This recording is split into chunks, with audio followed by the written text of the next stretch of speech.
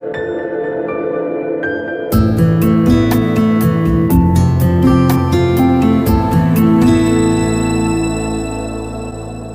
చేసే వీడియోస్ మీ మొబైల్కి నోటిఫికేషన్ రావాలంటే సబ్స్క్రైబ్ చేసుకుని పక్కన ఉన్న బెల్ ఐకాన్ కూడా యాక్టివేట్ చేసుకోండి. ఆ సంపద్వసు అనబడేటటువంటి కిరణ సముదాయము నుండి వెలువడేటటువంటి ఒక ప్రత్యేకమైనటువంటి శక్తి వలన కుజగ్రహం పోషింపబడుతుంటది. లోహిత వపుహు అంటారు మూక పంచశతిలో, ఎర్రటి రంగులో ఉంటుంది ఆ గ్రహం. ఆ గ్రహానికి అంత శక్తి రావడానికి కారణం ఎక్కడిది అంటే సూర్యుని నుంచి వెళ్ళేటటువంటి ఆ సంపద్వసు అనబడేటటువంటి కిరణ సముదాయములలోని తేజస్సు చేత పోషింపబడుతుంటుంది కుజగ్రహం. అలాగే ఆ తర్వాత వచ్చేటటువంటిది మహానుభావుడు ఆ గురుగ్రహం, బృహస్పతి గ్రహం.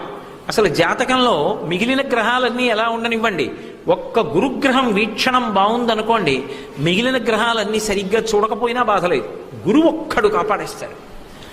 గురుగ్రహం ఒక్కటి సరిగ్గా లేదనుకోండి, పాపగ్రహాలకి ఇంత అవకాశం దొరికితే చాలా పడగొడతాయి. గురుగ్రహం కానీ బలహీనపడితే దాన్ని మళ్ళీ బలవత్తరంగా చేసుకోవడానికి సాధనమిచ్చినటువంటి ఘనత ఈ దేశంలో ఒక్క శంకర భగవత్పాదులకే దక్కింది.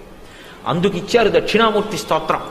దక్షిణామూర్తి దర్శనం చేసినా, రోజు దక్షిణామూర్తి స్తోత్రం చేసినా వారికి జాతకంలో గురుగ్రహానికి బలం తక్కువగా ఉన్నా కూడా గురుగ్రహం బలాన్ని పుంజుకుంటుందని శాస్త్ర మర్యాద తెలుసున్న పెద్దలు చెప్తారు. అంత గొప్పదైనటువంటి గురుగ్రహాన్ని సూర్యుడి నుంచి వచ్చేటటువంటి ఒక ప్రత్యేకమైనటువంటి అర్వర్యామ అంటారు, ఆ కిరణముల యొక్క సముదాయము చేత పోషిస్తూ ఉంటాడు. అర్వర్యాగా దాని పేరు.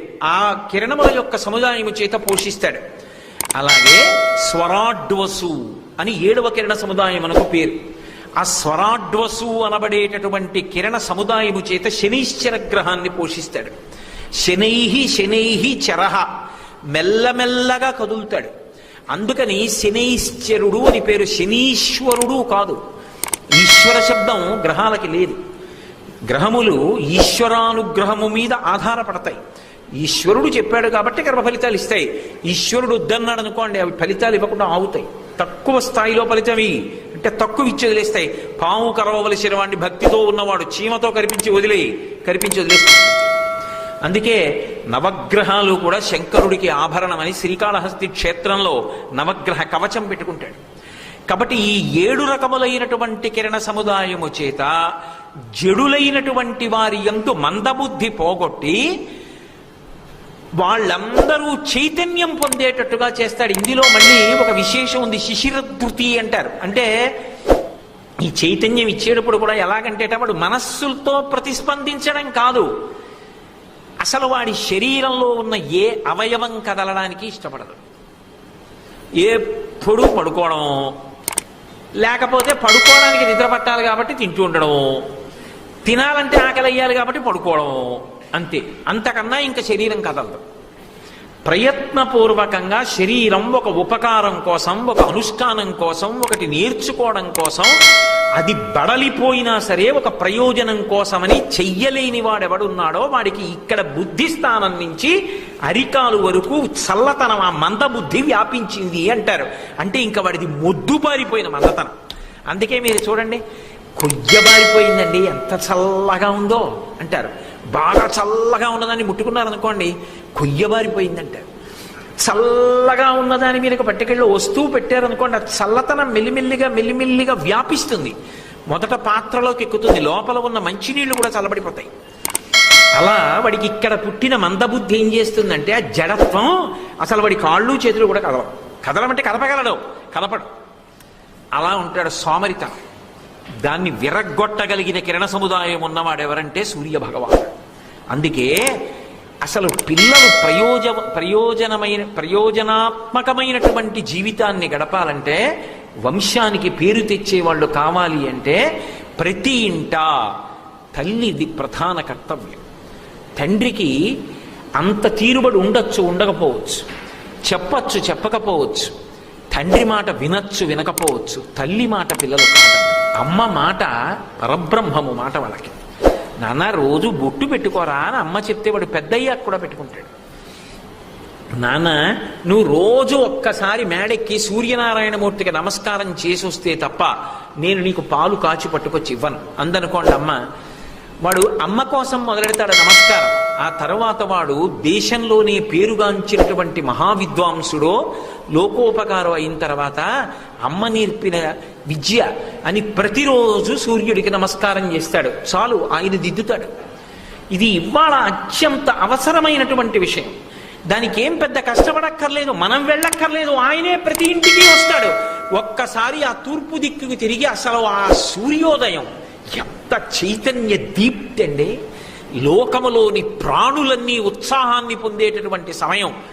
తిక్కన గారు భారతంలో వర్ణిస్తారు, నీరజాకరములు నిష్టయీ చేసిన భవ్యతపంబు ఫలమనంగా దినసముఖాకినందిత చక్రయుగ్మకంబుల ఎదురాగంపు బ్రువనంగా హరిహర బ్రహ్మ మహానుభావంబులొక్కటింగాగరగిన గట్టియనగా అతుల వేదత్రయలతికాచయము పెనుబొందన్ పుట్టెడు మూల కందమనగా అఖిల జగముల కందెర ఎగుతు జనసమాజ కరపుట హృదయ సరోజములకు ముకుళనంబును జృంభణంబును నర్చి భానుబింబంబు పూర్వాద్రిపై వెలింగే అంటారు. ఆ పూర్వాద్రి మీద వెలుగుతాడు. ఆ తూర్పు కొండ మీద ఆయన వెలుగుతుంటేట ఎంత దీప్తి, ఎంత చైతన్యం అంటే నీరజాకరములు నిష్ఠయై చేసిన భవ్యతపంబు ఫలమనంగా. నిష్ఠతో తపస్సు చేస్తున్నాడు అనుకోండి, ఇలా పెట్టుంటాడు, ఇలా రెండు చేతులు ముడుచుకుని ఉంటాయి. భగవంతుడి దర్శనం అయిందనుకోండి, అప్పా అని ఇలా అంటాడు, స్వామి రెండు కన్నులతో నిన్ను చూశాను, ఇక నోటితో మాట ఉండదు. చూపుల శ్రీపతి రూపము నాపోవక త్రావి త్రావి హర్షోద్ధతయై వాపుచ్చి మంద మధురాలాపంబుల పగడనదిది లక్ష్మీనాథున్ అంటారు పోతన గారు. అలా ఇలా రెండు చేతులు ఇలా పెట్టి ఆనందంతో మురిసిపోతుంటాడు. అలా రాత్రంతా పద్మాలు ఇలా మొగ్గలై ఇలా పెట్టి, హే భగవన్ సూర్యనారాయణమూర్తి ఎప్పుడొస్తావు ఎప్పుడొస్తావు ఎప్పుడొస్తావు అని ఎదురు చూస్తాయిట. ఆ బాలభానుడి కిరణం సూర్యోదయం అవగానే వచ్చి ఇలా తగులుతుంది. తగలగానే ఇలా విచ్చుకుంటుంది, అబ్బా స్వామి గారు వచ్చేసారమ్మయ్యా అని. అలా అవి రాత్రంతా చేసిన తపస్సుకి ఫలితంగా వాటిని అనుగ్రహించాడా అన్నట్టుగా వచ్చేట. నీరజాకరములు నిష్టయై చేసిన భవ్యతపంబు ఫలమనంగా దినసముఖాకి నందిత చక్రయుగ్మకంబుల యనురాగంపు బ్రువనంగా. చక్రవాక పక్షులకి భార్యాభర్తలకి ఒండూరుల మీద విశేషమైన ప్రీతి. కానీ వాటికి ఉన్నటువంటి బలహీనత ఏమిటి అంటే చీకటి పడితే వాటికి కళ్ళు కనపడవు. అందుకని చీకటి పడగానే అవి ఆడపక్షి భర్తని కనిపెట్టలేదు, మగపక్షి భార్యని కనిపెట్టలేదు, కళ్ళు లేవు కదా. ఎగిరి పెడితే ఎక్కడ ఏ ముళ్ళల్లోనూ ఇరుక్కుంటామని భయం. అందుకని ఓ చెట్టు మీద కూర్చుని భార్య అరుస్తూ ఉంటుంది, ఓ చెట్టు మీద కూర్చుని భర్త అరుస్తూ ఉంటాడు. కానీ ఇక్కడెక్కడో ఉన్నాడు అని వినిపించినా ఇది ఎగిరి వెళ్ళలేదు, అది ఎగిరి రాలేదు. అందుకని అలా రాత్రల్లా ఏడుస్తూనే ఉంటాయి. అలా వాటి ఏడుపు విని విని విని విని విని విని ఆ భార్యాభర్తలు కలుసుకుని సంతోషిస్తారు. నువ్వేమిటి అతల బాగుని చీకటిని తోసి అవతల బారేసి ఉదయించి చక్రవాక పక్షులు కలుసుకునేటట్టు చేశాడా, వాటి అనురాగం పండేటట్టు చేశాడా అన్నట్టుగా ఉదయించేట. ఆ వెలుతురు రాగానే ఈ పిట్ట అక్కడికి ఎడుతుంది, ఆ పిట్ట ఇక్కడికి వస్తే రెండూ కలిసి చెట్టు మీద కూర్చుని ముక్కుతో ఓదాన్ని ఒకటి పొడుచుకుంటూ పరమ సంతోషంతో కోకోలాడుతూ కలుసుకుంటాయి చక్రవాక పక్షులు. రాత్రల్లా విరహం అనుభవించి పరమ ప్రేమతో కలుసుకోవాలని పరితపించినటువంటి చక్రవాక పక్షుల యొక్క శోకాన్ని చూసి బాధ చెంది, నేను మిమ్మల్ని అనుగ్రహిస్తానని తెల్లవారేటప్పటికి చీకటిని పోగొట్టి ఉదయించి తన వెలుగు యొక్క స్ఫూర్తి చేత ఆ రెండు పక్షులు ఒకదాన్నొకటి చూసి కలుసుకుని సంతోషించేటట్టుగా వాటి అనురాగపు ఫలితమా అన్నట్టుగా ఉదయించినటువంటి ఆ బింబం ఎంత సంతోషం. కాబట్టి దినసముఖాకి నందిత చక్రయుగ్మకంబుల యనురాగంపు బ్రువనంగా హరిహర బ్రహ్మ మహానుభావంబులొక్కటింకాక గరిగిన గట్టి అనగా. ఏదో నేను ఇక్కడి నుంచి ఒక రకమైన బంక, అక్కడి నుంచి ఓ రకమైన బంక, ఇక్కడి నుంచి ఓ రకమైన బంక తీసుకొచ్చి 3 రకాలైన బంక ఓ దాంట్లో పోసేసి చల్లటి చోట పెట్టాను అనుకోండి, 3 కలిపి ముద్దయిపోయి ఒకటే అయిపోయి అనుకోండి. ఇప్పుడు ఎందులో ఏ బంక ఉంది తెలియదు, 3 కలిపి గంట కట్టేసాయి. అలా బ్రహ్మగారి సృష్టి శక్తి, విష్ణువు యొక్క స్థితి శక్తి, శంకరుడి ప్రళయ శక్తి 3 శక్తులు కలిపి ముద్ద కట్టేస్తే ఆ ముద్ద సూర్య భగవానుడు. హరిహర బ్రహ్మ మహానుభావంబులొక్కటింగాగ గరగిన గట్టి అనగా అతుల వేదత్రయ లతికాచయము పెనుబొందన్ పుట్టెడు మూల కందమనగా. చూడండి, ఇళ్లలో మనీ ప్లాంట్ అని చిన్న కుండీల్లో పెట్టుకుంటూ ఉంటారు. ఎక్కడో లోపల దుంప ఉంటుంది, దానికి పక్క నుంచి ఇలా ఓ తీగ వస్తుంది, ఇలా ఓ తీగ వస్తుంది, ఇలా ఓ తీగ వస్తుంది. ఒక దుంపలోంచి 3 తీగలు వస్తాయి. 3 వేదములు ఎవరి నుంచి వచ్చాయంటే పరబ్రహ్మము నుండి వచ్చాయి. ఆ 3 వేదములు అంటే అథర్వణ వేదాన్ని 3 వేదాల్లోకే చెప్పేస్తారు సూక్తం రీత్యా. అయినప్పుడు ఈ 3 వేదాలు ఎక్కడి నుంచి వచ్చాయంటే అదిగో ఏ దుంపలోంచి 3 తీగలు వచ్చాయో, అలా ఏ పరబ్రహ్మం నుంచి 3 వేదాలు వచ్చాయో ఆ దుంప అదిగో అక్కడుంది. అదే ఆ 3 వేదాలు పుట్టిన దుంప సూర్యబింబం. లోకంలో సాధారణంగా దుంప ఎక్కడ ఉంటుందంటే కింద ఉంటుంది, తీగలు కనపడతాయి. ఆ దుంప చూడాలనున్నా పీకితే తీగలు పాడైపోతాయి. కానీ ఈ దుంప మనం చూడాలని కోరుకోవలసిన అవసరం లేకుండా తానే పైకొచ్చి కనపడి తీగల్ని కూడా కాపాడుతుంది. ఎంత గొప్ప దుంప ఇది! కాబట్టి అతుల వేదత్రయలతికాచయము పొనిపొండన్ పుట్టెడు మూల కందమనగా అఖిల జగముల కందెరయగుచు లోకంలో ఉన్న సమస్త ప్రాణుల యొక్క కన్నులు ఇలా తెరుచుకునేటట్టు చేస్తాడు. తెల్లవారింది అనేటప్పటికీ అన్ని ప్రాణులు కళ్ళు తెరుచుకుంటాయి. మామూలుగా ఎవరైనా ఒకళ్ళనొకళ్ళు లేపాలి. ఏదో రాత్రి 12:30 రైలు ఉంది అనుకోండి, ఏమైనా 11:30 అయింది ఇంకా బయలుదేరని లేపాలి, లేకపోతే అలారం పెట్టుకోవాలి. సూర్యబింబం వచ్చిందంటే ఇంకా నిద్రపోయాడంటే నేను వాడి గురించి చెప్పక్కర్లేదు.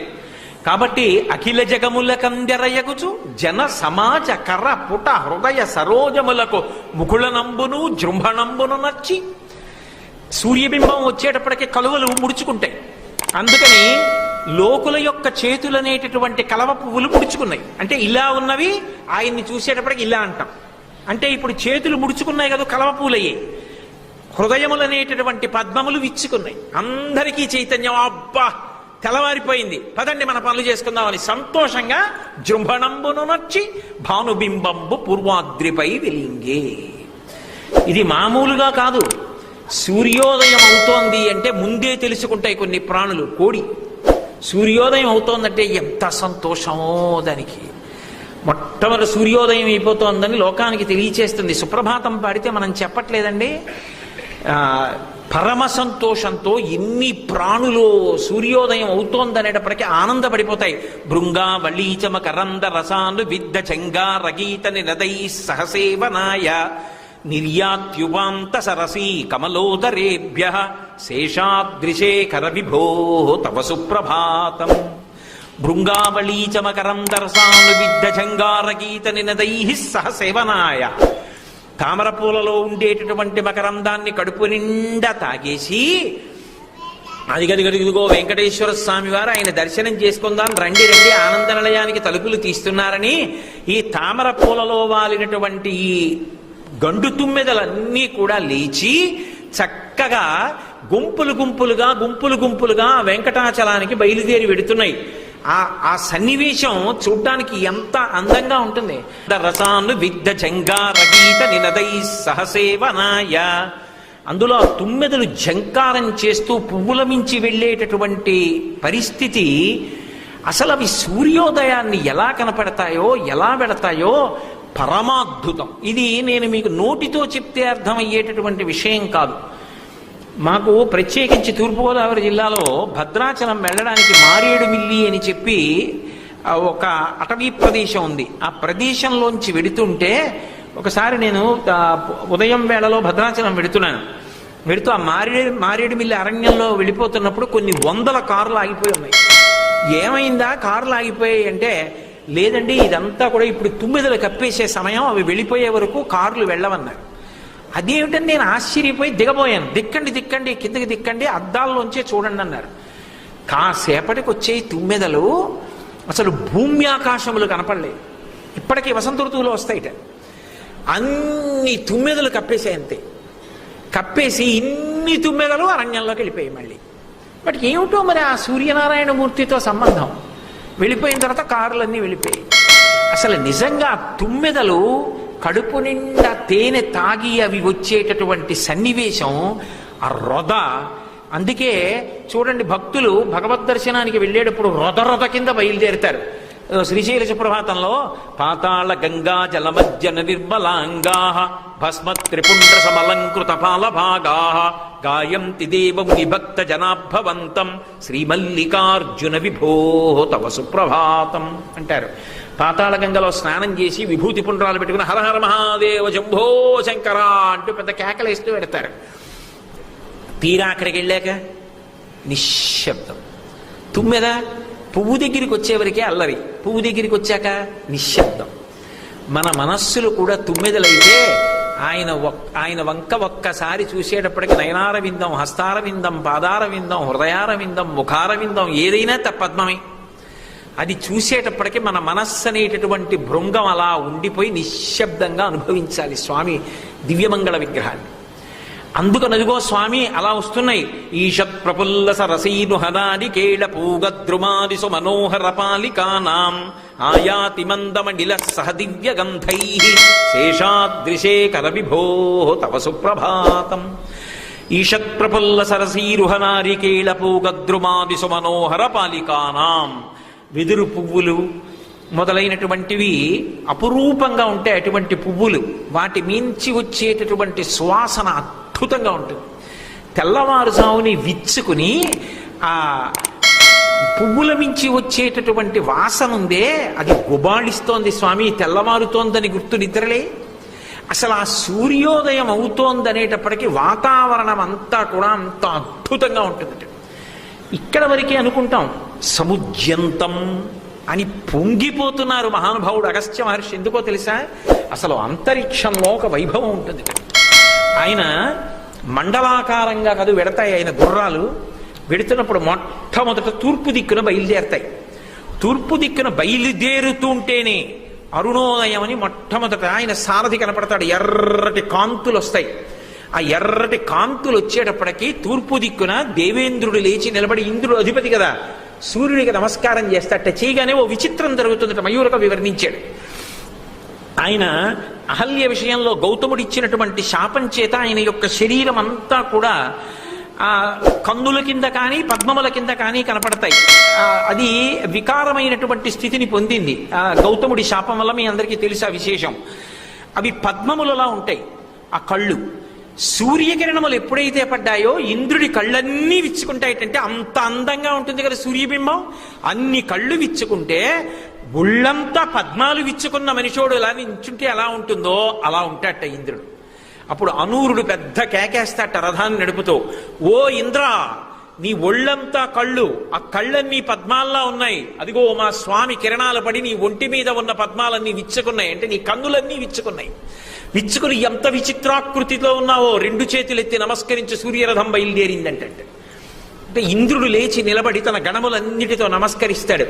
తూర్పు దిక్కున బయలుదేరి మండలాకృతిగా ఆగ్నేయానికి తిరుగుతాడు. ఆగ్నేయానికి తిరగగానే అనూరుడు అరుస్తాట, ఓ అగ్ని, ఇప్పటి వరకు నీ కాంతి ప్రజ్వలంగా పైకొచ్చింది. ఇప్పటి వరకు లోకానికి నువ్వు కాంతినిచ్చావు. కానీ నీలోకి ఏ హవిస్సునిస్తారో ఆ హవిస్సును కూడా పుచ్చుకునేటటువంటి పరబ్రహ్మస్వరూపమైన సూర్యనారాయణుడు వస్తున్నాడు. ఆయన కాంతి చేత నీ కాంతి కప్పబడుతోంది. లేచి నిలబడి నమస్కరించంటే అగ్నిహోత్రుడు లేచి సూర్యనారాయణుడికి నమస్కరిస్తాట. మండలాకృతిగా ఆగ్నేయం నుంచి దక్షిణానికి తిరుగుతుంది రథం. తిరిగేటప్పటికీ యమధర్మరాజు దక్షిణ దిక్కుకు అధిపతి. అనూరుడు అరుస్తాట, ఓ యమధర్మరాజా, నువ్వు సూర్యనారాయణమూర్తికి కొడుకువి, నీ తండ్రి వస్తున్నాడు, లేచి నిలబడు. గుర్రాల యొక్క చప్పుడు వినపడ్డా, గుర్రాల యొక్క అరుపు వినపడ్డా, గుర్రాల యొక్క దౌడు వినపడినా దున్నపోతు జడుస్తుంది. జడిసి అటు ఇటు పరిగెడుతుంది. నీ వాహనం మహిషం దున్నపోతు.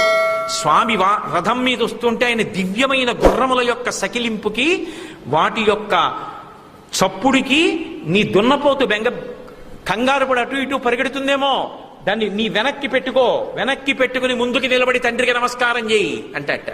యమధర్మరాజు దక్షిణ దిక్కున నిలబడి సూర్యనారాయణమూర్తికి నమస్కారం చేస్తాట. దాటుతుంది. దాటి నైరుతి వైపు గెడుతుంది. వెళ్ళేటప్పటికి నిరుతి రాక్షసాధిపతి. నువ్వు ఎంత రాక్షసాధిపతివైనా ఇన్నాళ్లు భగవంతుని అనుగ్రహం లేక రాక్షస బుద్ధితో గణములను నడిపావు. ఇప్పుడు సాక్షాత్ స్వామి దృష్టి నీ మీద పడుతోంది. నైరుతి వైపుకు వస్తున్నాడు. నువ్వు ధన్యుడవైపోయావు. నైరుతి లేచి నిలబడి నమస్కరించంటే అప్పుడు నిరుతి లేచి నమస్కారం చేస్తాట. అట్నుంచి పశ్చిమానికి తిరుగుతుంది. తిరిగేటప్పటికి పశ్చిమాన జలములకు అధిదేవత వరుణుడు. ఆ అనూరుడు అరుస్తాట, ఓ వరుణుడా, నువ్వు లేచి నిలబడి నమస్కారం చేయడం కాదు, స్వామివారి యొక్క గుర్రములు ఆధారము లేనటువంటి ఆకాశ మార్గంలో ఒక్క క్షణం ఆలస్యం లేకుండా పరిగెడుతున్నాయి. స్వామికి ఉపకారం చేయడం ఎటువంటిదో, స్వామి రథానికి కట్టబడిన గుర్రాలకి ఉపకారం చేయడం కూడా అటువంటిదే. గుర్రాలకి చేసే మహోపకారం ఏమిటంటే, వేడిక్కిపోయిన శరీరం మీద చల్లటి నీళ్లు చల్లితే గుర్రాలు సంతోషిస్తాయి. అందుకని ఓ వరుణుడా, నువ్వు జలాధిదేవతవి, చల్లటి నీళ్లు ఇదిగో గుర్రముల మీద చిలకరించు అంటట. అనగానే పశ్చిమ దిక్కున వరుణుడు లేచి ఆయన గుర్రాల మీద నీళ్లు పోస్తాట. ఆ తడిసిపోయిన ఒంటితోటి గుర్రాలు ఇలా ఇలా విదిలిస్తే ఆ నీళ్లు లేచి దిక్పాలకుల మీద పడుతుంటాయిట. ఆ గుర్రాలు మండలాకారంగా వెళ్ళిపోతుంటే వరుణుడు లేచి నమస్కరిస్తాట. ఇలా వెళ్ళేటప్పటికి వాయువు వస్తాడు వాయువ్యంలో. ఓ వాయువా, ఇప్పుడే పశ్చిమ దిక్కుకి అధిపతి అయినటువంటి వరుణుడు స్వామి యొక్క గుర్రాల్ని తడిపాడు. ఇప్పుడు గాలి కూడా వేస్తే ఒళ్ళు చల్లగా వాటికి సేద తీరుతుంది. ఆయన గుర్రాల మించి చల్ల గాలి ప్రసరించి వాటి ఒళ్ళు చల్లబడితే సంతోషిస్తే స్వామి సంతోషిస్తారు. అంటే గాలి స్వామి గుర్రాల మీదకెళ్ళి అవి సేద తీరేటట్టుగా ఆనందపడేటట్టుగా చేస్తుందట. నా గుర్రాల్ని సంతోషపెట్టాడని పరమప్రసన్నంగా వాయువు వంక చూస్తుంటే వాయువు 2 చేతులు ఎత్తి నమస్కరిస్తుండగా ఉత్తర దిక్కు కెడుతుంది గుర్రం. ఉత్తర దిక్కున కుబేరుడు ఉంటాడు. అనూరుడు అరుస్తాట, నీకు శంఖనిధి పద్మనిధి అని 2 గొప్ప నిధులున్నాయి. అందులో ఆ శంఖమన్న పేరు పద్మమన్న పేరు 2 మా స్వామి చేతిలో ఉండేటటువంటి ఆయుధ రూపాలు. నీకింత గొప్ప ధనాధినాథుడు అన్న పేరు వచ్చిందంటే మా స్వామి అనుగ్రహం. శంఖనిధి పద్మనిధికి అధిపతి అయిన వాడా, లేచి నిలబడి నమస్కరించంటట. అంటే కుబేరుడు లేచి నమస్కరిస్తాడు. అక్కడి నుంచి రథం ఈశాన్య దిక్కుకు తిరుగుతుంది. ఓ ఈశాన్య దిక్కుకు అధిపతి అయిన శివ, నిన్ను నమస్కరించమని అడగం. ఎందుకంటే నువ్వు ఎలా అష్టమూర్తి తత్వంతో ఉంటావో అలా ఈ సూర్యుడు అష్టమూర్తి తత్వంతో ఉంటాడు. మీరిద్దరూ నమస్కారం చేసుకుంటే అద్దం ముందు నిలబడి నేను నాకు నమస్కారం చేసుకున్నట్టు ఉంటుంది బింబ ప్రతిబింబములకు.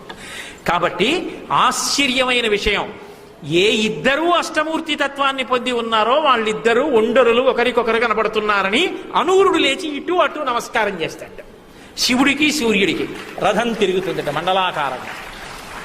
ఆ సూర్యోదయం అవుతుంటే అంతరిక్షంలో అంత హడావిడి జరుగుతుంది. అంత గొప్పగా ఉంటుంది. అది ఇక్కడి నుంచి కాదు, కిరణ సముదాయము చేత ప్రకాశించేటటువంటి సమస్త భువనములు, లోకములు, గ్రహమండలాల దగ్గర నుంచి ఆయన యొక్క అనుగ్రహంతో ప్రకాశించేటటువంటి సమస్త భూతములు కూడా అంత సంతోషాన్ని పొందుతాయిట. అక్కడతో ఊరుకోలేదు. బ్రహ్మ, విష్ణువు, శివుడు ముగ్గురు లేచి భయంతో నమస్కారం చేస్తారట. సమస్త భూతములు సంతోషంతో చేస్తే ఒక్క బ్రహ్మ విష్ణు మహేశ్వరుడు మాత్రం భయంతో చేస్తారట నమస్కారం సూర్యుడికి. ఎందుకో తెలుసా? బ్రహ్మగారంటాట, నేను పద్మసంభవుణ్ణి, శ్రీ మహావిష్ణువు యొక్క నాభికమలంలోంచి పుట్టాను. నువ్వు కానీ పక్కకి వెళ్ళిపోయావనుకో పద్మాలు ముడుచుకుపోతాయి. నువ్వు పక్కకి వెళ్ళిపోకు, అటు తిరిగినా ఒక కిరణం మాత్రం ఇటువైపుకు పెట్టు, లేకపోతే నాకు ఆసనం లేకుండా పోతుంది, ముడుచుకుపోతాయి. అందుకని సూర్యనారాయణ నా వైపు చూడడం మాత్రం మానకుసుమా, అటు తిరిగినా ఇటు కిరణం పడేటట్టు చెయ్యి అని తన వైపు చూడడేమో అని బెగ్గబెట్టుకుని భయపడుతూ నమస్కారం చేస్తాట. ఇక శ్రీ మహావిష్ణువు నల్ల కలువల యొక్క కాంతిని అపహరించగలిగినంత గొప్ప కాంతి కలిగింది వచ్చిందనుకోండి, ఆ కాంతిలో ఈ కాంతి ఇంకొండదు కాదు. నల్ల కలువ చాలా అందంగా ఉంటుంది. మీరు ఎప్పుడైనా చూశారో లేదో నాకు తెలియదు. అసలు నల్ల కలువ నీటిలో కనపడితే ఎంత అందంగా ఉంటుందో. దాని ఆ గొట్టం తుంచి చేత్తో పట్టుకుంటే పైకి నల్లగా ఉండి దాని లోపల తెల్లగా ఉంటుంది, ఉండి నీటి బిందువులు ఉంటాయి. మీరు ఎప్పుడైనా దాంట్లో ఇలా తల పెడితే, ముఖం పెడితే చల్లగా తగులుతుంది. శంకర భగవత్పాదులు విచ్చుకోని నల్ల కలువతో పోలుస్తారు అమ్మవారి యొక్క కళ్ళని. దృశాద్రాఘీయస్యాదర దళిత నీలోత్పల రుచా దవీయాంసం దీనం స్నపయ కృపయా మమపి శివే అనేనాయం ధన్యో భవతి నచతే హానిరియత వనేవా హర్మ్యేవా సమకర నిపాతో హిమకర అంటారు. అమ్మవారి కళ్ళు ఇలా ఇచ్చుకున్నాయనుకోండి, ఎదురుగుండా నిలబడలేం. ఇలా మూసుకుందనుకోండి, ఉన్మేష నిమిషోత్పన్న విపన్న భువనావళి, లోకాలుండవు. కాబట్టి ఆవిడ పరమ ప్రసన్నంగా ఇలా ఉందనుకోండి, బాగా విచ్చుకోకుండా బాగా ముయ్యకుండా మనందరం సంతోషంగా నిలబడతాం. అందుని విచ్చుకొని నల్లకలువ ఎలా ఉందో నీ కన్ను అలా ఉందన్నారు శంకరాచార్యులు. కాబట్టి ఆ నల్ల కలువల కాంతితో ఉంటాడు శ్రీ మహావిష్ణువు. ఆయన శరీరం అంత కాంతివంతంగా ఉంటుంది. జలధర రేహు నాజాను చతుర్బాహు సరసీరుహక్షు విశాలవక్షు జారుగదా శంఖ చక్ర పద్మ విలాసు కంఠ కౌస్తుభమణి కాంతిభాను కమనీయ కటిసూత్ర కంకణ కేయూర శ్రీవత్సలంచనంచిత విహారు మరుకుండల ప్రభాయుత కుంతల లలాటు వైఢూర్య మణిగణ వరకిరీటు బాలు పూర్ణేందు రుచిజాలు భక్త లోకపాలు సుగుణాల బాలు కృపా విశాలు చూచి తిలకించి పులకించి చోద్యమంది ఉబ్బి చెలరేగి వసుదేవుడు ఉత్సహించే అంటారు భాగవతంలో. అంత అందమైనటువంటి కాంతితో ఉంటాడు. ఇంత కాంతి కలిగిన వాడికి అనుమానం వస్తుంది, అమ్మ బాబోయ్ సూర్యనారాయణమూర్తి వస్తున్నాడు కదా, ఆయన తేజస్సు అంతా నా మీద పెడితే నా కాంతి వెలవెలబోతుంది. అప్పుడు ఏమిటి అంత అందంగా ఉంటాడన్నారు కానీ ఏమిటి ఈయన కాంతి వెలవెలబోయేంత కాంతి సూర్యనారాయణమూర్తి వస్తోందని నా వైపు చూసిన వాళ్ళు ఇంతకన్నా అదే బాగుందని అటు తిరిగిపోతారేమోనని ఎక్కువ కాంతితో నా కాంతిని హరించి కుసుమా సూర్యనారాయణ అని ఈయన ఆయనకి నమస్కారం చేస్తాట భయంతో. బ్రహ్మగారికి ఆసనం ముడుచుకుపోతుందని భయం, విష్ణువుకి తన ఒంటి కాంతి దొంగిలిస్తాడేమోనని భయం. ఇక శివుడు ఆయనకి కూడా ఈయన్ని చూస్తే ఒక భయంట. ఏమిటి ఆయనకి భయం అంటే పరమశివుడు లోకములనన్నిటినీ కూడా కాపాడుతుంటాడు, జ్ఞానకారకుడై ఉంటాడు. అంత జ్ఞానకారకుడైనటువంటి శంకరుడికి ఎవ్వరి చేత ఓడింపబడినటువంటి లక్షణం ఉన్నవాడు అనేటటువంటి గొప్ప కీర్తి ఉంది. ఇంత గొప్ప కీర్తి ఉన్నప్పటికీ కూడా, ఇంత తెల్లటి శరీరం ఉన్నవాడైనప్పటికీ కూడా సూర్యనారాయణమూర్తి యొక్క కిరణములు వచ్చి ఆయన మీద పడ్డాయనుకోండి, ఆయన కాంతి పడిపోయిందనుకోండి, ఇంత తెల్లటి వస్తువు ఆ కాంతిలో మునిగిపోతుంది. మునిగిపోతే అసలు ఆ వస్తువు ఉందా లేదా అన్నది అర్థం కాదు. ఎందుకంటే ఆయన స్ఫటిక మణి నిభం, అసలే తెల్లది, పెద్ద కాంతిలో ఉందనుకోండి కనపడదు. సెల్ ఫోన్కి తెల్లటి కవర్ వేశారనుకోండి, నల్లటి దాని మీద పెట్టాలి కనపడుతుంది. అంతేకాని మీరు ఎక్కడో ఏదో గదిలో పని చేసుకుంటూ దాన్ని బట్టికెళ్ళి తెల్లటి పంచెల షాప్ మీద ఎట్టారనుకోండి, మీకు అది కనపడదు. ఎందుకని? అసలే దానికి తెల్ల కవర్ వేశారు సెల్ ఫోన్కి, పైగా పట్టుకెళ్ళి తెల్లటి పంచెల షాప్ మీద పెట్టారు, ఎందుకు కనపడుతుంది? అదే నల్ల బట్ట మీద పెట్టారనుకోండి, ఏది ఫోను అనేటప్పటికి కనపడుతుంది. తెల్లటి శంకరుడు తెల్లటి కాంతిలో మునిగిపోయాడు అనుకోండి, అసలు శంకరుడేడి? అందుకని కనపడ్డావు. అందుకని నీ కాంతి ప్రవాహంలో ముంచేసి నేనున్నానో లేనో అన్న అనుమానం లోకాలకి కల్పించకు సూర్యనారాయణమూర్తి. కొద్ది కొద్దిగా ముంచకుండా కాంతి ప్రసరించమని భయంతో నమస్కారం చేస్తాట. త్రిమూర్తుల్ని భయపెట్టగలిగినంత కాంతి పుంజంతో ప్రకాశించి బయలుదేరతాడు సముజ్యంతం. అది అగస్త్యుడి సంతోషం. అబ్బా ఏమి సూర్యోదయం కాదు.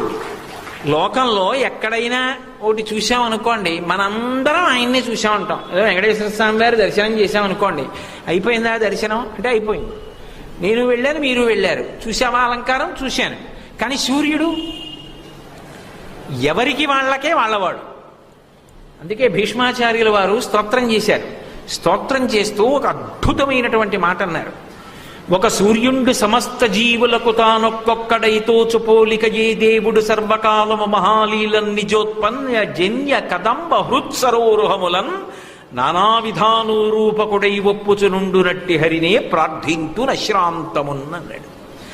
ఒక సూర్యుండు సమస్త జీవులకు నానా విధానోరూపకుడై ఒప్పుచునుండునట్టి భంగి. ఉన్నదొక్క సూర్యబింబమే. నేను చూశాననుకోండి, అబ్బా సూర్యనారాయణమూర్తి మా ఇంటికి వచ్చారు.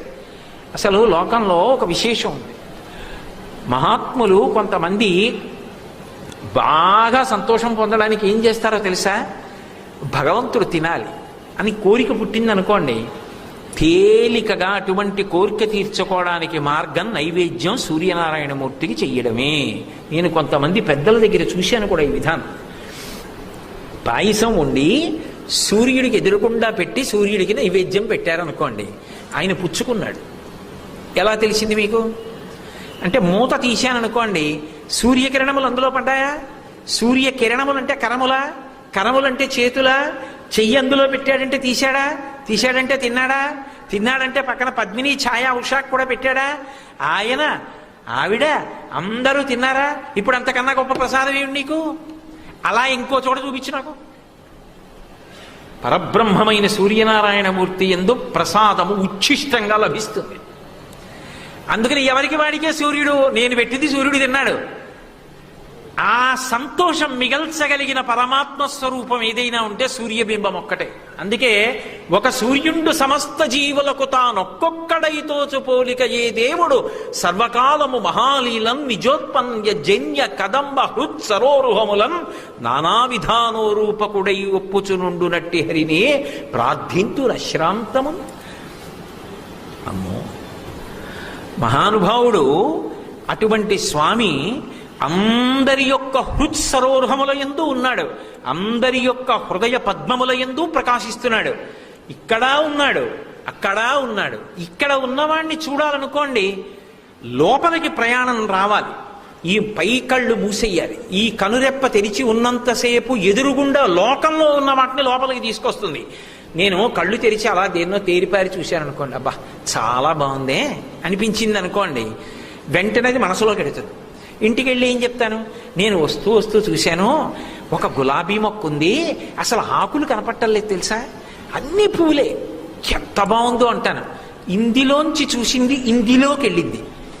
ఊళ్ళో విషయాలన్నీ ఇందులోకి పట్టుకెడుతుంది. ఇది మూసి మనోనేత్రంతో లోపలికి వెళ్ళాను అనుకోండి, లోపల హృత్పద్మమునందున్నటువంటి పరమాత్మ స్వరూపుడైన ఆ పీతాభా కాంతి భాస్కర ఆయన కనపడతాడు. కానీ అలా లోపలికి వెళ్ళి దర్శనం చెయ్యాలంటే ఎంత సాధన చెయ్యాలి. లోపలికి వెళ్ళి దర్శనం అంత కష్టం. ఒక్క సూర్యనారాయణమూర్తి మాత్రం ఏ కష్టం లేకుండా మా ఇంటి డాబా ఎక్కి నేను ఇంచుంటే ఆయన వచ్చి నాకు కనబడతాడు. ఎంత అదృష్టం! ఇంత తేలికగా అనుగ్రహించగలిగిన వాడు ఉన్నాడా? నీ ఎదురుగుండా వాడు వచ్చి దర్శనమిస్తే వాడు వద్దని దేనికోసమో పరిగెత్తిన వాడిని ఏమనగలను నేను? వీడికి నమస్కారం లేదా? ఎక్కడికో పరిగెడుతున్నావా నమస్కారాల కోసం? వీడికి పెట్టి పరిగెత్తు, మంచిదే. అసలు వీడిని వదిలేసి పరిగెడితే అర్థం ఉందా అందులో? కాబట్టి ఒక సూర్యుండు సమస్త జీవులకు తానొక్కొక్కడైతో చుపోలిక ఏ దేవుడు సర్వకాలము మహాలీలన్ అంటారు భీష్మాచార్యుల వారు. అంత గొప్ప సూర్యబింబం సముజ్యంతం. ఆ ఉదయించేటప్పుడు దాని యొక్క స్ఫూర్తి అలా ఉంటుంది. అందరి యందు జ్ఞానచక్షు తెరుచుకుంటుంది. అంతేకాదు, అసలు అందులో ఒక పెద్ద విశేషం ఉంది. సముజ్యంతం అండంలో ధర్మము అక్కడ ప్రారంభమవుతుంది. ధర్మచక్రం తిరగడానికి ప్రారంభం ఎక్కడ అంటే సూర్యోదయంలోనే. రాత్రి అందరూ నిద్రపోతే ధర్మచక్రం ఎందుకు తిరుగుతుందండి? నిద్రపోవడమే ధర్మం. రాత్రి తెలివిగా ఉండకూడదు. రాత్రి తెలివిగా ఉంటే మహాభారతంలో ధృతరాష్ట్రుడిని విదురుడు అడుగుతాడు, నీకు ఎందుకు నిద్ర పట్టదురా? నాకు నిద్ర పట్టదు, ఏమైనా చెప్పన్నాడు. ఎందుకు నిద్ర పట్టదు? 3 లక్షణాలు ఉన్న వాళ్ళకి నిద్ర పట్టదు. ఒకటి, నీకు ఏదో రోగం ఉండాలి, రాత్రులు నొప్పి ఎక్కువవుతుంది, అందుకని నిద్ర పట్టదు. రోగం ఏమైనా ఉందా? లేదు. పరకాంత యందు వ్యామోహం ఉన్నవాడికి రాత్రులు నిద్ర పట్టదు. నీకేమైనా ఉందా అని అడిగాడు. లేదు. పరుల సొమ్ము నీదిగా చేసుకోవాలన్న ఆలోచన ఉంటే నిద్ర పట్టదు. నీకేమైనా ఉందా అలాగని అడిగాడు. చెప్పకపోవడమే ఉంది. పాండవులకు చెందవలసిన రాజ్యం మా అబ్బాయికి ఇప్పించేయాలని తాపత్రయం, అందుకే నిద్ర పట్టదు. అందుకే నిన్ను పిలిచి మంచి మాటలు అడుగుతుంటే ఏమైనా చెప్పమని అన్నాడు. పోన్లే, తప్పు ఒప్పుకున్నావు అన్నాడు. సజ్జన సాంగత్యం ఉంది కాబట్టి కళ్ళు లేని వాడికి కళ్ళు ఇచ్చి దర్శనం ఇచ్చాడు, విశ్వరూప దర్శనం. ఒక్క మంచివాడినైనా మిగల్చుకో జీవితంలో. సత్సంగత్వే నిస్సంగత్వం, నిస్సంగత్వే నిర్మోహత్వం, నిర్మోహత్వే నిశ్చలతత్వం, నిశ్చలతత్వే జీవన్ముక్తి. రాత్రి నిద్రపోవడం ధర్మం. తెల్లవారితే ధర్మచక్రం కదులుతుంది. ధ్రియతేవా జనైరితి ధర్మం అంటుంది అమరకోశం. తెలుసుకోవడం కాదు, అనుష్ఠించడం ధర్మం. తెల్లవారింది, నువ్వు సంధ్యావందనం చెయ్యాలి, ధర్మచక్రం కదులుతోంది. తెల్లవారింది, పూజ చెయ్యాలి, ప్రతి ఇంటా గంట మోగాలి. తెల్లవారింది, దాన ధర్మాలు చెయ్యాలి. తెల్లవారింది, ధార్మికంగా సంపాదించాలి. తెల్లవారింది, నీ కుటుంబ అభ్యున్నతి కొరకు నువ్వు ప్రయత్నించాలి. ఎన్ని కష్టాలు వచ్చినా ధర్మాన్ని నమ్ముకుని నిలబడగలగాలి. దానికి అడుగో మహానుభావుడు ఆయన ఉన్నాడు. సర్వకాలముల యందు నన్ను కాపాడతానన్న పూనిక ఆయన ఉదయించడం దగ్గర మొదలైంది. ఆ తర్వాత యజ్ఞం చేశావో, యాగం చేశావో, పారాయణ చేశావో, ఏది చేసినా ఆయన ఉన్నంతసేపే కదా. ఆయన అస్తమించిన తరువాత చేసేది నిద్రపోవడం ఒక్కటే. సముజ్యంతం. ఆయన లేచాడంటే ధర్మచక్రం తిరగడం ప్రారంభమైంది. అర్ధ సంపాదన నుండి సమస్తము అక్కడ మొదలవుతున్నాయి. అసలు ఆ ఉదయం అంత గొప్పది. ఒకడొస్తే ఒక పని, ఆయన వస్తే ఇన్ని జీవుల యొక్క ఇన్ని పనులు మొదలవుతున్నాయి. ఎంత అద్భుతం అసలు నిజంగా సూర్యోదయం. ఇంకా వదిలిపెట్టేస్తున్నాను ఆ నామాన్ని. ఎందుకంటే ఇప్పటికే 2 నేను కొట్టిన రన్స్.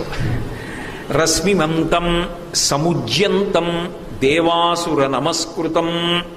ఆయన మహానుభావుడు దేవతల చేత అసురుల చేత కూడా నమస్కరింపబడతాడు. ఇది విచిత్రం. దేవతలు అంటే దైవ కార్యాన్ని నిర్వహిస్తారు. దివ్ అన్న శబ్దం, దివ్ అంటే కాంతి, కాంతి స్వరూపులై ఎప్పుడూ లోకోపకారము కొరకు ధర్మ సంరక్షణం కోసం దేవతలు ప్రవర్తిస్తుంటారు. అందుకు ఈశ్వరుడు వాళ్ళని కాపాడుతుంటాడు. రాక్షసులు కేవలం భోగాన్ని అపేక్షిస్తారు. మీకు చాలా తేలిక మార్గం ఏమిటో తెలుసా అండి? ఈ శరీరం ఉండగా గట్టెక్కిపోవాలనుకున్నవాడు దేవతా లక్షణం ఉన్నవాడు, ఈ శరీరంతో ఉండిపోవాలనుకున్నవాడు రాక్షస లక్షణం ఉన్నవాడు. అంతే తేడా. మీరు అన్నమాట మాకు కొంచెం కష్టంగా ఉందంటారేమో. ఈ శరీరానికి ఋతుమంతమని పేరు. ఋతుమంతం అంటే ఏమిటి? ఇందులో ఉండి వేదం ఏ భోగాలు అనుభవించమందో ఆ భోగాలు అనుభవించి, ఈ భోగాలన్నీ భోగాలా అన్న వైరాగ్య భోగం పొంది, వైరాగ్య సుఖం పొంది, దానివల్ల తామరాకు మీద నీటి బొట్టులా ఉండి, ఏ సంగం లేకుండా పరమాత్మ యందు మనసుంచి చిత్తశుద్ధి వలన జ్ఞానము పొంది, జ్ఞానము వలన ఇక పుట్టవలసిన అవసరం లేని పునరావృత్తి రహిత శాశ్వత శివ సాహిత్య స్థితిని పొందాలి. అది దైవీ గుణము అంటారు. ఇక్కడే ఉంటారు దేవతలు. వాళ్ళు ఎప్పుడూ కూడా మంచి పనుల యందు అనురక్తి పొంది ఉంటుంది లోపల నుంచి. ఈ మంచి పనుల యందు అనురక్తి కలిగి మంచి పనులు చేసిన తరువాత దీని మీద భ్రాంతి ఉండదు. నేను మీతో చెప్పింది మీరు బాగా పట్టుకున్నారో లేదో, అందుకు ఆశ్రమం మారుస్తారు. మీరు నేను చెప్పేది చాలా చాలా గంభీరమైన విషయాన్ని ప్రస్తావిస్తున్నాను సుమండి, మీరు కొంచెం బాగా జాగరూకతతో పట్టుకోవాలి. ఆశ్రమము కట్టు మీద కట్టు తప్ప కట్టు విప్పిన కట్టు కాదు. ఆశ్రమం మార్చుకోవడం కట్టు మీద కట్టు. నేను ఒకప్పుడు బ్రహ్మచారిని. బ్రహ్మచారి అన్న మాటకు అర్థం ఏమిటంటే గురువుగారి దగ్గర కూర్చుని విద్యాభ్యాసం చేయడం. ఆ తర్వాత ఒక వయసు వచ్చిన తరువాత శరీరమునందు కామము పొటమరిస్తుంది కాబట్టి, అది మనసు యొక్క లక్షణం కాబట్టి దాన్ని ధర్మంతో ముడివేసేయాలి. అందుకని ధర్మపత్నితో కలుపుతారు. కలిపినప్పుడు ఏం చేస్తారంటే కట్టు మీద కట్టు వేస్తే కట్టు జారుతుంది, కట్టు విప్పరు. మీకు అర్థం అవ్వాలంటే, నేను నా కొడుకు కలిసి పొలానికి వెళ్ళాం. నేనేదో సాయంకాలం ఇంకా పొలంలోంచి వచ్చేసే ముందు కొంత పచ్చగడ్డి కోసి పట్టుకొచ్చి, ఒరే ఆవుకు పట్టుకెళ్ళాలి గట్టిగా కట్టు అన్నాను. నేను ఆనపకాయ కోసుకురావడానికి వెళ్ళాను. పొలంలో పాదు ఉండదా, పాదుకు ఆనపకాయ ఉండదా, ఆనపకాయ కోసం వెళ్ళాను. వీడు 2 తాటాకులు తీసుకొచ్చి ముడేసి ఆ పచ్చగడ్డి కింద పెట్టి వాడి మోకాలతో గట్టిగా నొక్కి ముడేశాడు 2 వైపులా. నాన్నగారండి పచ్చగడ్డి మోపు కట్టేశాను.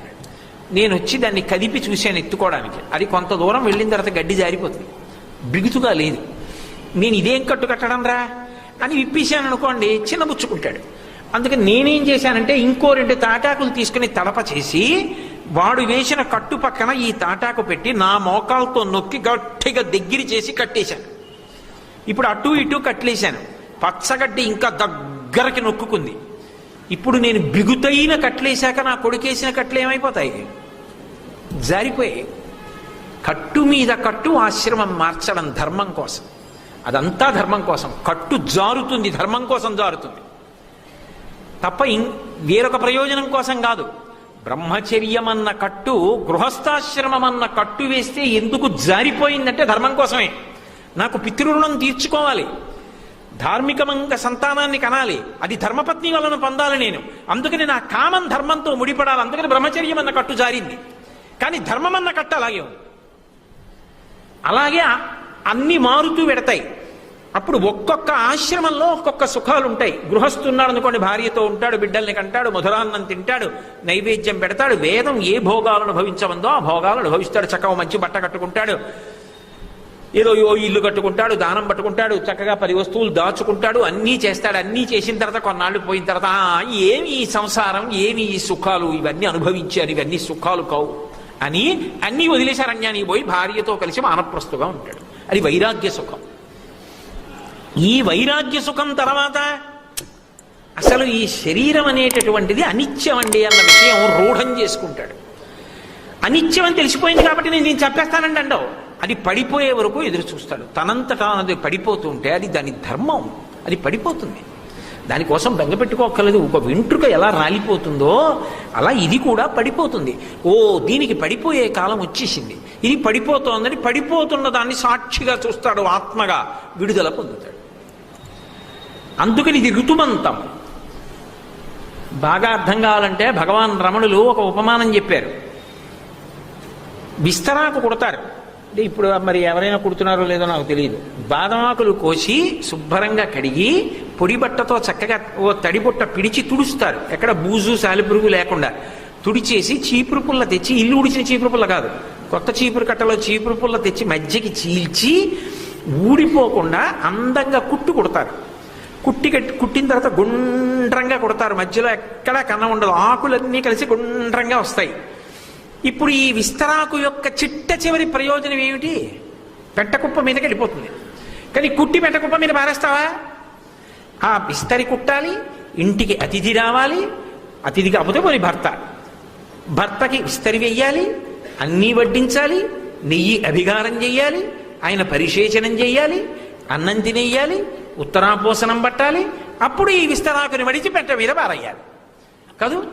అంతేగాని ఇది ఎలాగో చివరికి అక్కడికి వెళ్ళిపోతుందంటే నేను అక్కడ పారేస్తావా? పారయ్యావు, దాని ప్రయోజనం అయిపోవాలి. ఇది కూడా అంతే ఋతుమంతము. ఇది ఎందుకు వచ్చిందో అది పూర్తి చెయ్యాలి.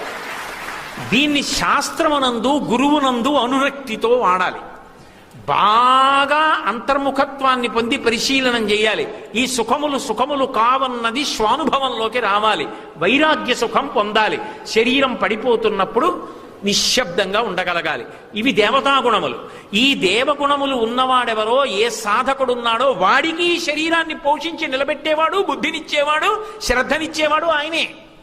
ఇంకొకడు ఆయన అన్నీ ఇలాగే చెప్తాడండి, ఏదో పిలిచారు కాబట్టి కాకినాడ నుంచి, వినడానికి బాగుంటుంది కానీ ఇవన్నీ ఎక్కడ జరుగుతాయండి, హాయిగా సంతోషంగా ఏదో భగవంతుడు టీవీ ఇచ్చాడు, లేవగానే చూసుకోవాలి, బెడ్ కాఫీ అని ఉంటుంది, అది అవన్నీ నేను ఎందుకు చెప్పాలి? లోకంలో తెలియని విషయాల వాటిని నేను చెప్పవలసిన అవసరమే ఉంది. కాబట్టి ఇతర విషయాలు అక్కర్లేదు, దీంతో భోగం అనుభవిస్తే చాలు. కానీ వాడికి కూడా ఆ భోగం అనుభవించడానికి శరీరమునందు సమర్థత ఇచ్చేవాడు వాడికన్నా ఇంకొకడు మాత్రం కాడు, వాడే ఇస్తున్నాడు. కాబట్టి దేవాసుర నమస్కృతం. అందుకే వాడేం చేస్తాడో తెలుసా? ఇంత శ్రద్ధతో చేయకపోయినా ఎందుకు వచ్చిన కూడా వీడు ఎదురు తిరగకుండా ఉంటాడని స్నానం చేసో తువ్వాలు కట్టిన అగరత్తి తిప్పి వెళ్ళిపోతాడు. నువ్వు అగరత్తే తిప్పావు, వాడు 3 దీపాలు ఇట్టాడని వాడికి ఎక్కువ ఇవ్వడు, వీడికి తక్కువ ఇవ్వడు, అందరికీ సమానంగా ఇస్తాడు. ఎవడు ఎలా వాడుకుంటాడన్న దాన్ని బట్టి అభ్యున్నతిని పొందుతాడు. అది ఆయన గొప్ప తప్ప ఆయన యందు పక్షపాత బుద్ధి లేదు. 2, దేవాసుర నమస్కృతం. దేవతలు దేవతా కార్యం చెయ్యాలన్నా, రాక్షసులు రాక్షస కార్యం చెయ్యాలన్నా చిత్రం ఏమిటంటే ఇద్దరూ భగవంతుడికే నమస్కారం చేస్తారు. ఇద్దరూ భగవంతుడికే చేస్తారు. ఇద్దరు ఏమంటారండి? వాడు లోకాన్ని పాడు చెయ్యాలి, నేను సంకల్పించిన కార్యం ఏ విఘ్నం లేకుండా పూర్తయ్యేట్టు చూడు స్వామి అని దండం పెడతాడు. వాళ్ళు మేము సంకల్పించిన కార్యం ఏ విఘ్నం లేకుండా పూర్తయ్యేట్టు చూడు స్వామి అంటాడు. వాడు లోకరక్షణ చేస్తాడు, వీడు లోక భక్షణ చేస్తాడు. ఆయన శక్తిని ఇస్తాడు. ఒకడు అటెళ్ళి పాడైపోయాడు, ఒకడు ఇటెళ్ళి తరించిపోయాడు, అంతే తేడా. ఆ ఇద్దరూ నమస్కరిస్తారన్న మాటలో అర్థం ఏమిటంటే ఇద్దరినీ పోషించేవాడు ఆయనే. ఆయన యందు వైషమ్య బుద్ధి లేదు, ఆయన యందు పక్షపాతం లేదు. ఆయన యందు పక్షపాతం ఉందనుకోండి, లెక్క తీశాడు అనుకోండి, ఒరే ఇవాళ ఆదిత్య హృదయం చెప్తున్నావు కదా, నీకింత వయస్సు వచ్చింది కదరా, నువ్వు రోజు నిద్ర లేచిన తర్వాత నాకు నమస్కారం పెట్టకుండా బతికిన రోజుల సంఖ్య నీకు చెప్పనా అని వచ్చి ఇక్కడ నించున్నాడు అనుకోండి, నేనేమంటాను, స్వామి స్వామి ఇప్పుడు బాగుండదు సభలో చెప్పకండి అంటారు కాదు. నేను నిజంగా రోజు నమస్కారం చేసేసానా? చేస్తే ధన్యుణ్ణి. చేశానని ఎందుకు చెప్పాలి? చెయ్యలేదని అనాలి. అయినా ఆయన నాతో ఆదిత్య హృదయం చెప్పిస్తున్నాడే, మీరందరూ చేసిన వారు మీతో వినేటట్టు చేస్తున్నాడే, ఎంత చమత్కారమైంది. దేవాసుర నమస్కృతం. మంచి భావన ఉండి అకస్మాత్తుగా రజోగుణం పుడుతుంది ఒక్కొక్కళ్ళు, అప్పుడు విచిత్రమైన రాక్షస బుద్ధి పుడుతుంది, అయినా అనుగ్రహిస్తాడు. అది ఆయనలో గొప్పతనం. అంతేగాని రే నేను తలుచుకుంటే నిన్ను ఏమైనా చేస్తానండవు. మీకు నేను ఉదాహరణ చెప్పనా? భాస్కర రాయల వారు ఉన్నారు, లలితా సహస్రనామ స్తోత్రానికి భాష్యం చేశారు. మహానుభావుడు భాస్కర రాయల వారంటే సామాన్యుడు కాడు. ఆయనకి బాలాకీ నగరం అని ఉత్తర భారతదేశంలో దాన్ని పరిపాలించేటటువంటి ప్రభువు దగ్గర సేనాపతిగా ఉండేవాడు. చంద్రసేన జాధువుడు అని ఒక సేనాపతి. ఆ చంద్రసేన జాధువుడు ఈ భాస్కర రాయల వారికి గొప్ప శిష్యుడు.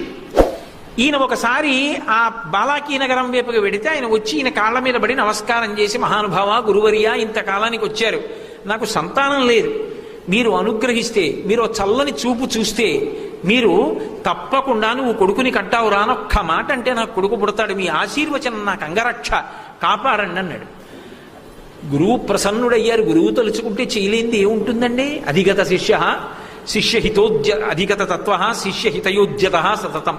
ఎప్పుడూ శిష్యుడి యొక్క హితాన్ని కోరుతాడు. ఆయనకి తత్వం తెలిసి ఉంటాడు. ఆయన వీటి యందు మమేకంగాడు. కోరుకున్న శిష్యుడికి ఆ తత్వము చెప్తాడు. కాబట్టి వెంటనే ఆ భాస్కరరాయల వారు అన్నారు, నీకు గొప్ప కొడుకు పుడతాడు రా అని ఆశీర్వచనం చేశారు. చాలా సంతోషించాడు.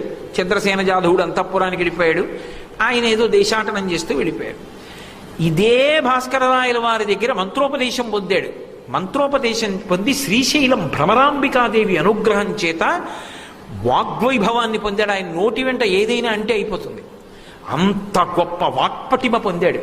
నారాయణ దేవుడిని భాస్కరరాయల వారి శిష్యుడు. భాస్కరరాయల వారే ఇచ్చారు మంత్రం. కాబట్టి భాస్కరరాయల వారి గురువు. ఆయన వచ్చాడు బాలాకీ నగరానికి. వస్తే ఈ చంద్రసేన జాధవుడు ఉన్నవాడు ఊరుకోకుండా వెళ్ళి మళ్ళీ ఆయన కాళ్ళ మీద పడ్డాడు. పడి, అయ్యా మా ఆవిడ కడుపులో ఏ శిశువు ఉందో చెప్తారా అన్నాడు. ఆయన అన్నాడు, చటుక్కున ఆడ శిశువు అన్నాడు. ఆయన ఎప్పుడు భ్రమరాంబ అమ్మవారిని లోపల ధ్యానం చేస్తుంటాడు. అందుకని ఆ సంతోషంలో ఆడ శిశువు అన్నాడు. ఈయనన్నాడు, అదేమిటి మీరు ఆడ శిశువు అంటున్నారు? భాస్కరరాయల వారు కొడుకు పుడతాడనే నాకు వరం ఇచ్చారే అన్నాడు. వెంటనే ఈ నారాయణ దేవుడు అన్నాడు, తుచ్చుడా, ఎంత పని చేశావురా? నాకు మంత్రోపదేశం చేసిన గురువు, మా గురువు గారు. అటువంటి గురువు గారు కొడుకు పుడతాడని చెప్పిన తరువాత మళ్ళీ వచ్చి నా కాళ్ళ మీద పడి కడుపులో ఏ శిశువు ఉందని అడిగావు. అంటే నేను ఇప్పుడు ఆడపిల్లన్నాను. నా మాట నిజమైతే గురువు గారి మాట పోతుంది. నా మాట అబద్ధమైతే భ్రమరాంబకి సంబంధించిన ఉపాసన బలం పోతుంది. కాబట్టి రెండూ నిజం అవుతాయి. గురువు గారు చెప్పినట్టు మగపిల్లాడు, నేను చెప్పినట్టు ఆడపిల్ల. మగ ఆడ కాకుండా ఉంటాడు కాబట్టి నపుంసకుడు పుడతాడు రా నీ కొడుగ్గా అని చెప్పి వెళ్ళిపోయాడు. నపుంసకుడు పుట్టాడు. ఏడిచాడు. రామచంద్ర జాధవుడిని పేరు పెట్టాడు ఆ పిల్లాడికి. మళ్ళీ వచ్చారు భాస్కరరాయల వారు. వస్తే వెళ్ళి భాస్కరరాయల వారి మీ కాళ్ళ మీద పడి నపుంసకుడు పుట్టాడన్నారు. తెల్లబోయారు భాస్కరరాయల వారు. అదేమిటి, నా వాక్కు అమోఘం అంటే తిరుగులేదే, ఇలా ఎందుకు జరిగిందన్నారు. అప్పుడు జరిగిన కథంతా చెప్పారు. సరే బెంగ పెట్టుకోకు, లోకంలో ఎటువంటి విషయాన్నైనా ఇవ్వగలిగినటువంటి వాడు సూర్యనారాయణమూర్తి. ఆయన యొక్క ఆరాధనలో తృచ అర్ఘ్య విధానం అనే ఒక విధానం ఉంది. అది ఇక బ్రహ్మాస్త్రం. సూర్యుడి విషయంలో అనుగ్రహాన్ని తెచ్చి పెట్టేస్తుంది అంటారు పెద్దలు. కృష్ణానదిలో నేను కర్ణాటక దేశంలోకి వస్తుంది ఆ ప్రాంతం. అక్కడ నేను ప్రత్యేకంగా సూర్యనారాయణమూర్తిని తృచ అర్ఘ్య విధానంతో ఉపాసన చేసి ప్రసన్నుణ్ణి చేసుకుని నపుంసకుడైన నీ కొడుకుని పురుషుడుగా మారుస్తానని ఆ కొడుకుని చంద్రసేన జాధవుణ్ణి, రామచంద్ర జాధవుణ్ణి కూడా వెంట పట్టుకుని శిష్యులందరినీ తీసుకుని కర్ణాటక రాజ్యంలో ముమ్ముళ్ళ అనుకుంటాను, మునిమళ్ళ ఆ ప్రాంతానికి వెళ్ళి అక్కడ కృష్ణానది అంత దూరంలో ఉండగా ఇక్కడ ఒక చిన్న కుటీరం నిర్మించుకుని రోజు కృష్ణానదికి వెళ్ళి తృచార్ఘ్య విధానంలో సూర్యనారాయణమూర్తిని ఆరాధించి ఎండెక్కిన తర్వాత నడిచి కుటీరానికి వచ్చేవారు.